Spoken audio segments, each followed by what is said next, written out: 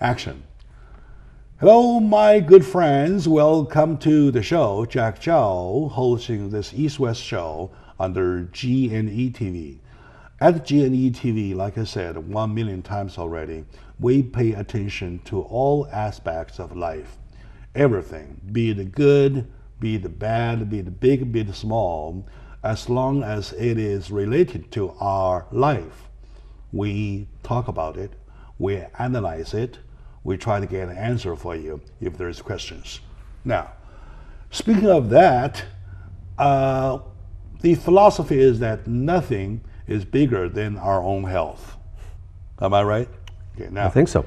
With that put into consideration, I've lately heard the big news saying that the disease of Alzheimer is becoming predictable through certain medical findings. So it's a very, very exciting news. So to get to the point, I have invited my good friend, Dr. Shi, to come here to talk about it. Dr. Shi now is the Vice President of REMD Biotherapeutics Research Group. So welcome to the show, Dr. Shi. Thank you. It's a pleasure to be here. All right. And you know the reason I invited you here, right? Yes, because I feel overjoyed on hearing that news about Alzheimer being predictable. So have you heard about the news? Yes, I heard about this. And to tell the truth, I'm not as excited as you are. Oh, you are not? Yes, because first let's take a look at Alzheimer's disease. It's basically it's a degenerative didiase. When we say degenerative, it means getting too old. It's related with aging and your function, your body structure getting a little older, and therefore the function is deteriorating. I see. So that's a degenerative kind of disease. About the finding you mentioned of the blood tests that can predict Alzheimer's. In fact, this is not the first time the science has come out with certain discoveries of certain tests that can predict the disease onset and the disease progression. In fact, with Alzheimer's disease, there were some tests already. For example, there were certain proteins. One of such proteins is called a beta amyloid protein. Beta amyloid? Beta amyloid. And the other protein is called a tau protein. And these proteins have been found early, before patients even develop the symptoms. So these were found in the spinal fluid. I see. In the brain, in the central nervous system, we had a tissue fluid flowing around. Are they bad or good proteins? Now, these are the bad proteins. I see. So therefore, now when you take a spinal tap, basically you put a needle into the back in the spine. The spine bone. So that you can take fluid out and you can measure certain proteins. Beta amyloid and the tau protein are the two markers of Alzheimer's disease. So we knew that can predict. However, the key is not really predicting Alzheimer's. The big issue is how do we treat Alzheimer's. So in other words, Alzheimer is not a disease caused by germs, by virus. It's a disease of your own function.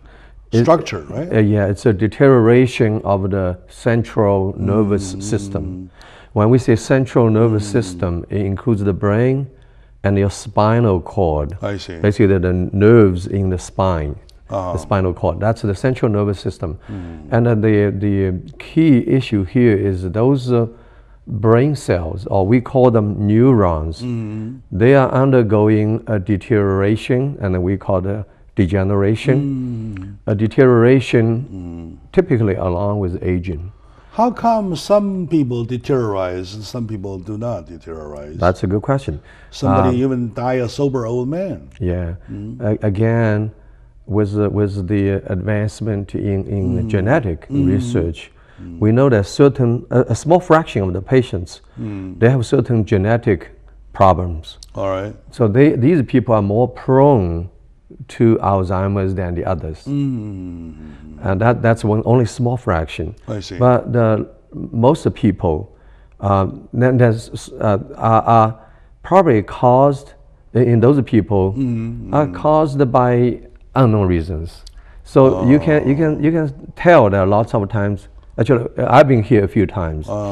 Talking about certain diseases, sometimes I have to admit the science is advancing, but has not advanced far enough for us to know exactly what happened. Well, we only have a few clues.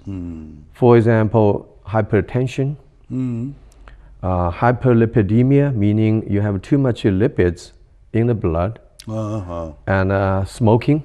All right. And certain unhealthy lifestyles may be related. I see. Maybe related. And the other important factor is when people age, when they get older, some people probably love to be a couch potato. They don't use their brain too much, and they just passively receive certain information. Speaking of not using your brain too much, the deterioration you're talking about of your nerve system, those neurons for the neurons, though, is it because that you use them too much, they get tired, or is it because you never use them, they get too lazy to work? No, actually, the brain is like a machine. If you don't use them, they get rusty.